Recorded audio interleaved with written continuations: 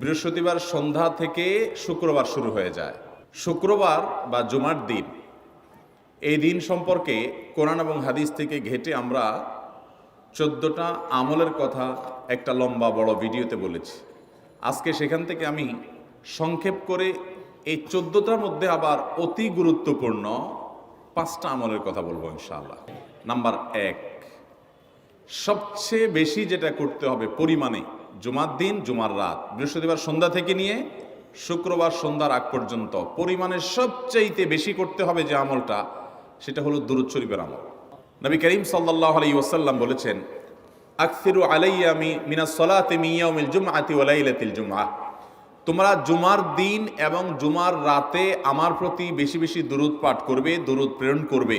ফাইন্না সালাতাকুম মা'রুদাতুন আলাই, কারণ তোমরা যে দুরূদ পাঠ করো এটা আমার কাছে পেশ করেন আল্লাহর ফেরেশতারা, এবং রীতিমতো নামধাম সহকারে আল্লাহর একদল ফেরেশতা নিয়োজিত আছে। তারা বলেন, আল্লাহ, হে আল্লাহ রসুল, আপনার অমুক উম্মত, অমুক অনুসারী, আল্লাহর অমুক বান্দা পৃথিবীর অমুক প্রান্ত থেকে, অমুক দেশ থেকে, অমুকের সন্তান, সে আপনার প্রতি দুরূদ পেশ করেছে জুমার দিনে, জুমার রাতে বা অন্য সময়ে। এটা নবী করিম সাল্লাল্লাহু আলাইহি সাল্লামের কাছে রিপোর্ট দেওয়া হয় আল্লাহর নিযুক্ত ফেরেশতাদের মাধ্যমে। এই জন্য শুক্রবার দিন এবং রাত, অর্থাৎ বৃহস্পতিবার সন্ধ্যা থেকে নিয়ে শুক্রবার সন্ধ্যা পর্যন্ত এই 24 ঘন্টার মধ্যে নবী করিম সাল্লাল্লাহু আলাইহি সাল্লামের ভাষ্য খেয়াল করেন, আকসিরু আলাই। ওলামা একরাম জানেন, নবী আলাইহিস সালাম সাধারণত কোনো আমল পরিমাণে বেশি করতে বলতেন না। পরিমাণে বেশি করতে বলার মতো আমল খুব কম ইসলামে। গোটা কোরআন যদি খোলেন আপনি, পরিমাণে অধিক করতে বলা হয়েছে এরকম আমল খুব বেশি পাবেন না। তোমরা বেশি বেশি করে নামাজ পড়ো, বেশি বেশি করে রোজা রাখো, এরকম কথা কোরআন হাদিসে নাই। অবশ্যই একজন ইমানদার 5 ওয়াক্ত ফরজ নামাজের পাশাপাশি অধিক পরিমাণে নফল নামাজও পড়বেন, সেটা ভিন্ন কথা। কিন্তু কোরআনে বেশি পরিমাণে আল্লাহর জিকির করার কথা বলা হয়েছে। আর নবী করিম সাল্লাল্লাহু আলাইহি সাল্লাম বৃহস্পতিবার সন্ধ্যা শুরু হলে শুক্রবার সন্ধ্যার আগ পর্যন্ত বেশি পরিমাণে করতে বলেছেন যে কাজটা, সেটা হলো দুরূদ শরীফের আমল। দুরূদের এই আমলটা, এটা করার জন্য আল্লাহ তাআলা এমন সহজ করে দিয়েছেন যে ওযুর প্রয়োজন নাই। আপনার ওযু নাই, তারপর আপনি দুরূদ পাঠ করতে পারবেন। এবং আপনি এই বড় দুরূদ পড়ার মতো সময় নাই, তো আপনি একেবারে সবচেয়ে সংক্ষিপ্ত দুরূদ পড়েন সাল্লাল্লাহু আলাইহি ওয়াসাল্লাম, তাতেও দুরূদ পাঠের সওয়াব পাবেন। আমলটা করবো তো ইনশাআল্লাহ। নাম্বার 1। নাম্বার 2, জুমার দিন উপলক্ষে অন্য যে কোনো দিনের চাইতে জুমার দিন অর্থাৎ শুক্রবারের ফজর নামাজ পুরুষরা মসজিদে জামাতের সাথে পড়বেন। জামাতের সাথে পড়ার নিয়ত করবেন পাক্কা, কারণ অন্য যে কোনো দিনের ফজর নামাজ না, শুধুমাত্র যত নামাজ আছে, নবী করিম সাল্লাল্লাহু আলাইহি সাল্লাম বলেছেন, আফদালুস সালাওয়াতে ইনদাল্লাহ, আল্লাহর কাছে দুনিয়ার সব নামাজের মধ্যে 5 ওয়াক্ত সাধারণ নামাজগুলোর মধ্যে সবচাইতে উত্তম নামাজ হলো সলাতুল ফজরে মাআল জামাআতে ইয়াউমাল জুমআহ, জুমার দিন ফজরের নামাজ জামাতের সাথে আদায় করা হলো যত নামাজ আছে এর মধ্যে সবচেয়ে শ্রেষ্ঠ নামাজ।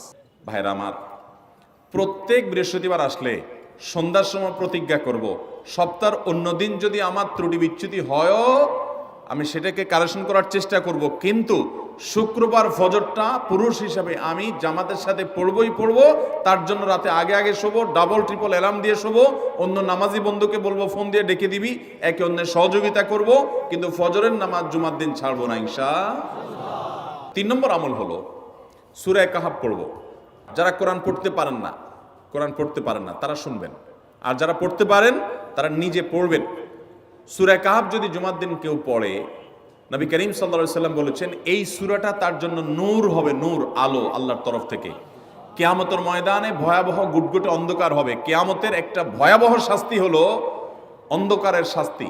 ভাইরা আমার, অন্ধকারের শাস্তি মানে এমন ভয়াবহ অন্ধকার হবে যে দুনিয়ার অন্ধকারের সাথে কোনো তুলনাযোগ্য নয়। সেই ভয়াবহ অন্ধকারে কিছু আমল আছে যে আমলগুলো মানুষের ওই অন্ধকারের মধ্যে আলোর কাজ দিবে। এর মধ্যে একটা হলো এই সূরা কাহাফ। অন্য অনেক উলামা ইকরাম বলেছেন এর ব্যাখ্যা হলো সূরা কাহাফ যদি কেউ এক বৃহস্পতিবারে পড়ে, পরের বৃহস্পতিবার পর্যন্ত, এক শুক্রবারে যদি পড়ে, পরের শুক্রবার আগ পর্যন্ত পুরো সপ্তাহব্যাপী তার ভিতরে নূর, ঈমানের নূর, তাকওয়ার নূর, ইলমের নূর, আমলের নূর, ভালো মানুষ হওয়ার নূর তার ভিতরে আল্লাহ তাআলা সৃষ্টি করে দিবেন। তো নবী সাল্লাল্লাহু আলাইহি সাল্লাম বলেছেন সূরা কাহাফের প্রথম 10 আয়াত যদি কেউ মুখস্থ করে, তো এই ব্যক্তিকে আল্লাহ রাব্বুল আলামিন এবং যদি তেলাওয়াত করে, এই ব্যক্তিকে আমলের মাধ্যমে দাজ্জালের ফিতনা থেকে আল্লাহ বাঁচিয়ে রাখবেন। অতএব জুমার দিন প্রত্যেক শুক্রবারে সূরা কাহাফ পড়ব তো ইনশাআল্লাহ। 4 নম্বর আমল হলো, দুনিয়াতে যত ফজিলতপূর্ণ আমল আছে এর মধ্যে সবচেয়ে বেশি ফজিলতপূর্ণ আমল এটা। খুব সহজ আমলটা, খুব সহজ। প্রত্যেক শুক্রবার আমরা এটা করতে পারি। জুমার দিন আগে ঘুম থেকে উঠে উত্তম রূপে গোসল করে মসজিদে আগে আগে গিয়ে পায়ে হেঁটে গিয়ে সামনে ইমাম সাহেবের কাছাকাছি গিয়ে বসা, অনর্থক কথা কাজ না করা, তেলাওয়াত জিকির আজকারে মশগুল থেকে নামাজটা পড়ে বের হয়ে আসা, এই কাজ। এই কয়েকটা কাজ যদি করে তাহলে কাজ কয়টা হলো? আগে আগে ঘুম থেকে উঠা, ওই যে ফজর নামাজ জামাতের সাথে পড়া ইত্যাদি, গোসল করা উত্তম রূপে, আর পায়ে হেঁটে মসজিদে যাওয়া, বাহনে না চড়া। 4 নম্বর হলো ইমামের কাছাকাছি গিয়ে বসা, কোনো অনর্থক কাজ না করা। এই 4টা কাজ যদি কেউ জুমার দিনে করে, নবী করিম সাল্লাল্লাহু আলাইহি সাল্লাম বলেছেন ওই ব্যক্তি বাসা থেকে মসজিদ পর্যন্ত যে আসলো, যতগুলো পা ফেলবে, যতগুলো স্টেপ ফেলবে, যতগুলো কদম দিবে, প্রতিটা কদমের বিনিময়ে আল্লাহ রাব্বুল আলামিন তার অ্যাকাউন্টে, তার আমল নামাতে 1 বছর রাত জেগে, সারা রাত জেগে তাহাজ্জুদ নামাজ পড়লে এবং 1 বছর সারা দিন, প্রত্যেকটা দিন পুরা বছর জুড়ে নফল রোজা রাখলে যে পরিমাণ সওয়াব পাইতো, 1 বছর নফল রোজা, 1 বছর রাতভর জেগে তাহাজ্জুদের নামাজ পড়ার সওয়াব মাত্র একটা কদম ফেলার বিনিময়ে দিবেন। চেষ্টা করব না ইনশাআল্লাহ। 5 নম্বর এবং সর্বশেষ আমল হলো, জুমার দিনে একটা সময় আছে দোয়া কবুল হয়। দোয়া কবুলের যে সময়গুলো আছে এর ভিতরে অত্যন্ত ইম্পর্টেন্ট একটা সময় হলো জুমার দিন।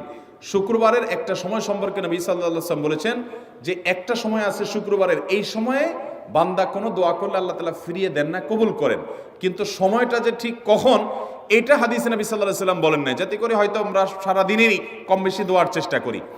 এই বিষয়ে মুহাদ্দিসগণ, হাদিস বিশ্লেষকগণ, পণ্ডিত ওলামায়ে কেরামগণ হাদিসের বিভিন্ন আকার ইঙ্গিতকে গবেষণা করে, অ্যানালাইসিস করে এক একজন এক এক সময়ের কথা বলেছেন। তবে বেশিরভাগ ইমাম, বেশিরভাগ পণ্ডিত ওলামায়ে কেরাম, বেশিরভাগ আপনার ইসলামিক স্কলারগণের বক্তব্য হলো যে এই সময়টা হলো জুমার দিনের শেষ প্রহর, আসরের পর থেকে নিয়ে সূর্য ওঠার আগ পর্যন্ত এই সময়টা। আমাদের আল্লাহর দিকে মনোনিবেশ করতে হবে দোয়ার জন্য বেশি বেশি। তাহলে শুক্রবারে 5 নম্বর আমল হলো বেশি বেশি কি করবো ইনশাআল্লাহ? দোয়া।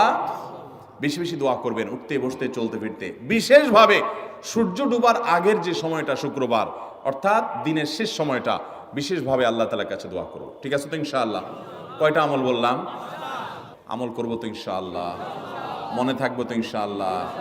আমরা প্রয়োজনে বাসায় গিয়ে একটা কাগজে নোট করে ফেলবো, লিখে ফেলবো, লিখে এরপরে ওয়ালে টাঙ্গাই দিবেন বাসায় যে জুমার দিন এই 5 কাজ আমি ছাড়বো না।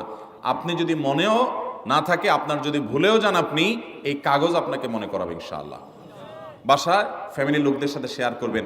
জুমার দিন হুজুর বলেছেন, আমি একটু আমার মন থেকে বলি না, এগুলো সব কোরআন হাদিসের কথা বলেছি আপনাদেরকে। কোরআন হাদিসের আলোকে 5টা আমলের কথা বলেছেন। বিশেষভাবে জুমার দিন আমি 5টা আমল করবই করব। ভাইরা আমার, প্রত্যেক জুমার দিন যদি আপনি একটু ইমানের রিচার্জ করেন, ইনশাআল্লাহ সারা সপ্তাহ আপনার জন্য সেটা উপকারে আসবে। চেষ্টা করবো তো ইনশাআল্লাহ? আল্লাহ তাআলা এই আমলগুলো আমাকে, আপনাকে, আমাদের সবাইকে করার তৌফিক দান করুন।